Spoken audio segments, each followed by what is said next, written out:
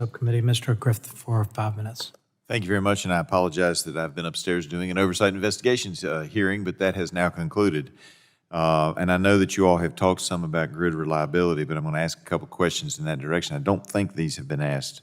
So, Director Ortiz, according to the Energy Information Administration, more than 220 coal-powered plants have closed since 2014. While a good bit of this capacity was replaced with natural gas plants, some was replaced with non-dispatchable generation like wind and solar. Does FERC take the rate of retirement and wait for dispatchable generation into account when they promulgate new reliability standards? The reliability standards are developed through a process that occurs primarily first at NERC and industry, and they're developed by industry and then submitted to the Commission for approval. Within the deliberations at NERC that our team monitors, they consider these are utility representatives that take into account a wide range of both technical as well as kind of environmental meaning the state of the utility industry when working through options for what those standards look like. So,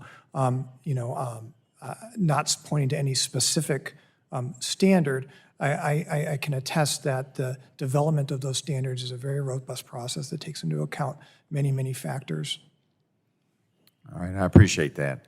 What can you tell us about the EPA's interaction with FERC when the EPA is promulgating regulations that could affect the bulk power system? Specifically, what happens if EPA tells you what they're doing and then you make a recommendation or a comment and then they reject that? Is there any recourse within the administration to resolve that difference of opinion?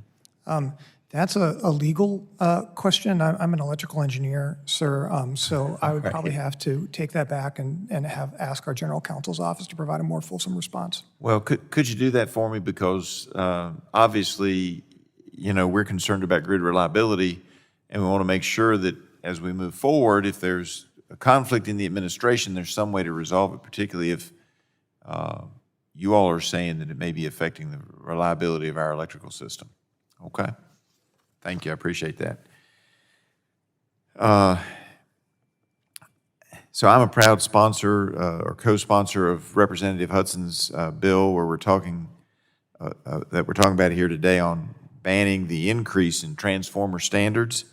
Assistant Secretary Rodriguez, you talk in your testimony about how you all are administering a tax credit program for companies to replace their transformers. What's the uptake on that been?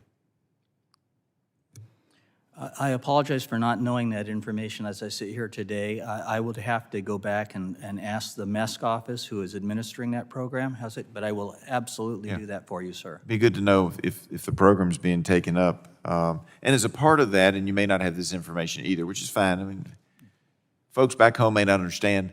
We ask all kinds of wild questions, and you can't be prepared for everything, and I understand that and appreciate that. But are the companies who are looking for transformers able to find them that meet the current or the proposed standard? And are those transformers made in the United States of America or elsewhere? The good news on distribution transformers is that the majority of the transformers manufactured and for use here in the United States are produced by domestic manufacturers. And we're doing everything we can to assist them to increase their capacity, because what we don't want to do is, as the demand for transformers increases, quite frankly, to have people look overseas for them.